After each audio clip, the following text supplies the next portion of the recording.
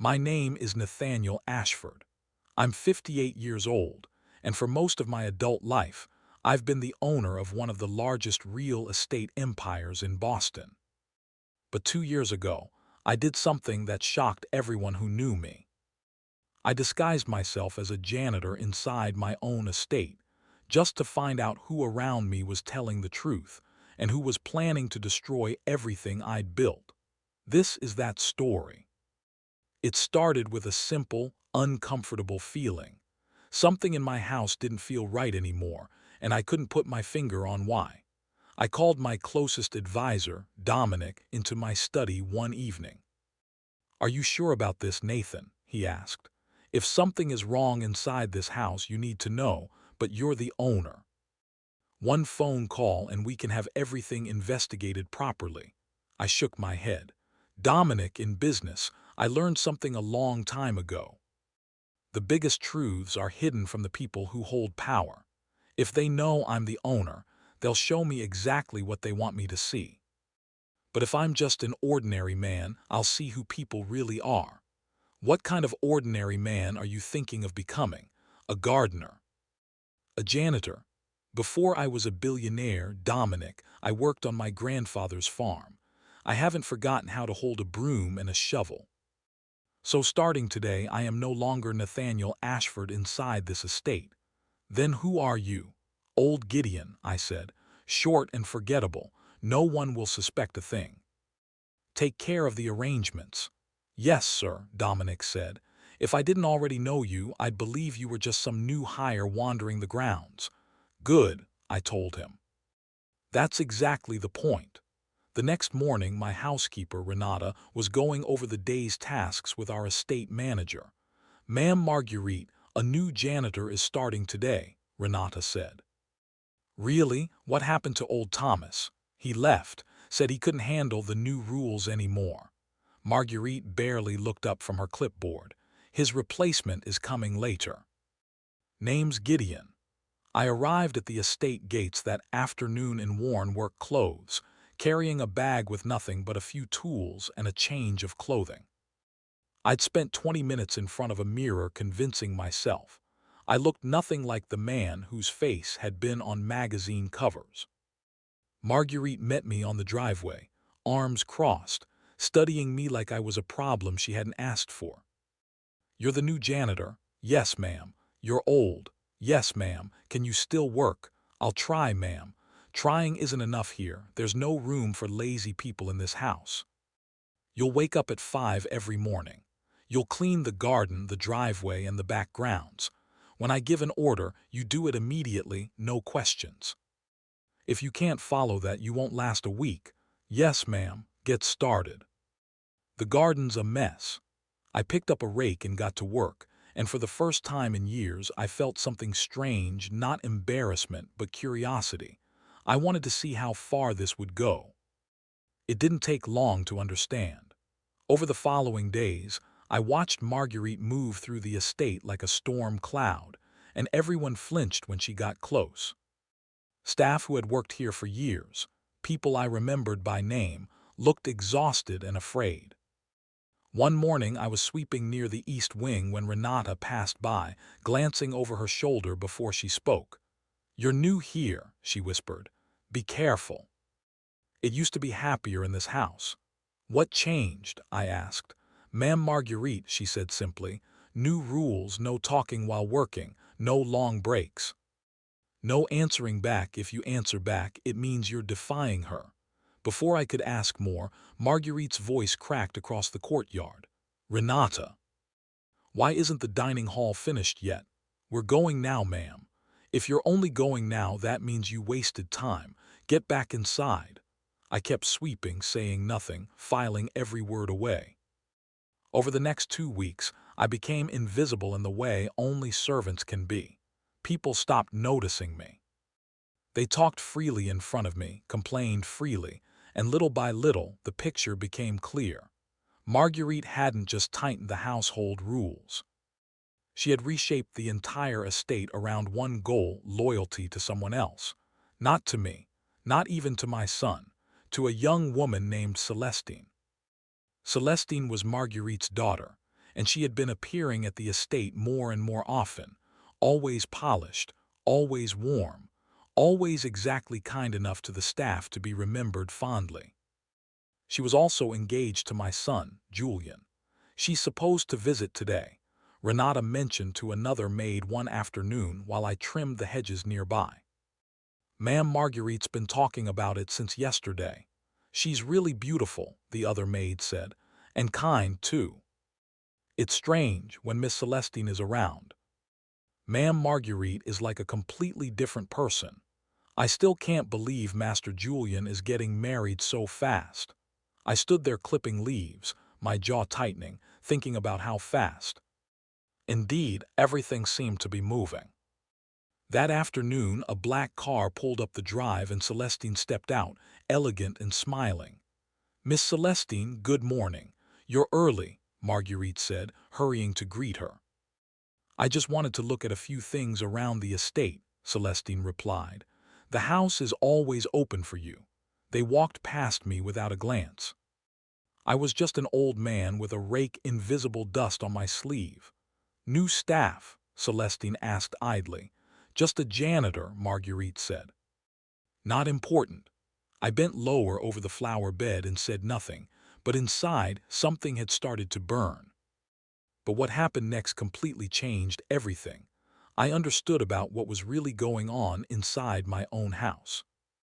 Late one evening, I was near the garden shed when I heard voices drifting from an open window, Marguerite and Celestine, speaking in low, careful tones. "Are you sure this will work, Mom?" Celestine asked. "You worry too much. Julian's wedding is close. Once that happens, nothing can stop our plan. What if someone finds out?" "No one will find out. I've been planning this for a long time, ever since you first started seeing him. I never thought we'd actually get this far, because before it was just a dream. Now it isn't. Ever since you were small, I knew you weren't born to live an ordinary life. When you marry into the Ashford family, this estate becomes yours. Not right away, but gradually. How? First, we gain the loyalty of everyone who works here. I've been doing that for years. I make them believe you're the future of this house. I've noticed they're kinder to me lately. Not just kinder, loyal. And when the time comes, no one will stand in our way because no one will want to defend a family that was never here. And Julian, leave him to me. Once you're closer to him, it becomes easier to guide his decisions. Once you're married, it becomes easier to guide the business." I stood frozen outside that window, my hands gripping the handle of my rake so hard my knuckles went white. This wasn't a rumor. This wasn't paranoia. This was a plan carefully built, brick by brick over years, aimed straight at my family and everything I had spent my life building. I walked back to my quarters that night and didn't sleep. The next morning, I found a private moment with Dominic in the old groundskeeper's cottage, the only place on the estate I trusted to be unwatched. "Dominic, it's confirmed. This isn't just suspicion anymore, it's real." "What did you hear?" I told him everything. His face went pale. "Nathan, this is bigger than I thought. If Celestine marries Julian, she gets direct access to the family and through her to the company." "There's more," I said. "I've noticed strange transactions in the estate's accounting. Money that shouldn't be moving where it's moving. We need proof, real proof, not just what you overheard. Then let's get it. I'll place a recorder in the living room and the office, the two places Marguerite and Celestine always talk when they think no one's listening. Be careful." "Nathan, I will." The following weeks tested every ounce of patience I had. I kept my head down, kept sweeping driveways and pruning hedges, and Marguerite kept treating me like something beneath her notice. "Hey, old man," she snapped at me one morning, looking over my work in the garden. "What is this? Don't you know how to clean?" "I'm cleaning it, ma'am." "Is this what you call clean?" "Sorry doesn't fix a driveway full of leaves. You're already old and you're useless. If you can't do your job, leave." "I'll try to do better, ma'am." "Trying isn't enough." "Clean it again." I clenched my jaw and did as I was told, thinking about the recordings quietly gathering evidence in the next room. Around that time, my son Julian returned from a long business trip overseas. The estate buzzed with preparation, fresh flowers, a spotless driveway, Marguerite fussing over every detail like her life depended on it, which, in a way, it did. "Julian, welcome back," Marguerite said warmly as his car pulled in. "Thank you. The estate looks wonderful as always." Celestine rushed out to greet him, wrapping her arms around him. "I missed you so much." "I missed you too," Julian said, smiling. "Was everything quiet while I was gone?" "Everything was fine," Marguerite assured him. "We kept the house in perfect order. I watched from a distance, raking leaves that didn't need raking, my chest tight with the effort of staying silent." Later that same week, Dominic brought me something that confirmed my worst fears. "Nathan, we found something in the accounting records. Money from the estate isn't just going into Celestine's personal accounts, it's being funneled somewhere else entirely." "Where?" "Into a shell company. And Nathan, someone inside Ashford Enterprises had to authorize these transactions for them to go through undetected." My stomach dropped. "Someone inside my own company?" "Yes. We traced the digital signature. It belongs to Preston Dale. Preston had been with my company for nearly a decade. I'd trusted him with negotiations, with partnerships, with decisions that shaped the future of everything I owned." "They're not just after the estate," Dominic said quietly. "They're after the entire company." At this point, I thought I understood the full scope of the danger. I was wrong. There was still one more move left to make, and it would happen at midnight. Marguerite gathered the household staff together one afternoon, and I stood among them, broom in hand, listening. "I've called you all here because there's something important we need to discuss," she began. "Master Julian's wedding is close, but I think we need to ask ourselves if that wedding is truly right for this house. The truth is, the Ashford family hasn't cared about this estate in years. For 2 years, barely anyone came to check on this house. If it weren't for me, this place would have fallen apart. Miss Celestine is the one who has truly cared for this estate. She's the one who's helped restore it. If you ask me, this wedding shouldn't happen at all. What we need is someone who actually cares about this house, not a family who's been absent from it." The room was silent. Some staff nodded slowly, convinced. Others looked uncertain but said nothing. That night everything came to a head. I overheard Marguerite on the phone, voice sharp with excitement. "The plan is set for midnight. No one must know. By morning this estate will belong to us." I'd heard enough. I walked into the living room where Marguerite and Celestine were sitting, still in my worn work clothes, and I didn't say a word. I simply stood there until they noticed me. "What are you doing here, old man? Get back to your work," Marguerite snapped. "I think," I said calmly, "you should ask yourselves who I really am." Marguerite's face shifted from irritation to confusion. "What is this? What are you talking about?" "My name," I said, "is Nathaniel Ashford." The color drained from both their faces. "That's impossible," Celestine whispered. "I needed to pretend," I said. "I needed to see, with my own eyes, what was happening in my house, especially from the people I thought I could trust the most." I gestured toward Dominic, who had just entered the room carrying a small speaker. "And in case there's any doubt," I said, "we have evidence." Dominic pressed play. Marguerite's own voice filled the room. "The plan is set for midnight. No one must know. The estate will be ours." Marguerite's mouth opened, but no words came out.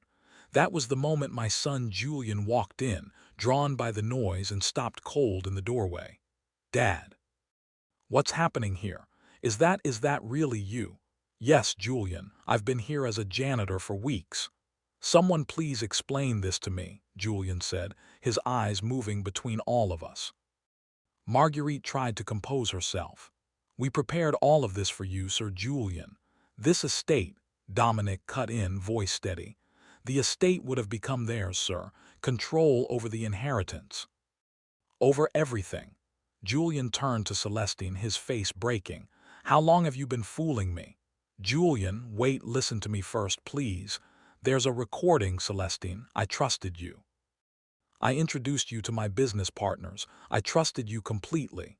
You don't understand, Marguerite finally shouted. I did all of this for my daughter. For your daughter, I said, stepping forward. You don't even care about this estate. You were absent from real responsibility for years, and you used the trust I placed in you to build a scheme against my own family. That's not a reason to steal everything, I continued. You used my trust, you used my employees, you even used my son. I turned to Julian. It's over, son. Whatever you two had, it's finished. Celestine's eyes filled with tears. Julian, I love you. No, Julian said quietly. If you loved me, you wouldn't have used me for a plan like this. I looked at Marguerite. Starting today, you no longer have a place in this house. You can't fire me. I ran this estate for 2 years. That's not a license to steal my house, I said. Leave. Now, they left that night, and the estate felt lighter almost immediately, like a held breath finally released.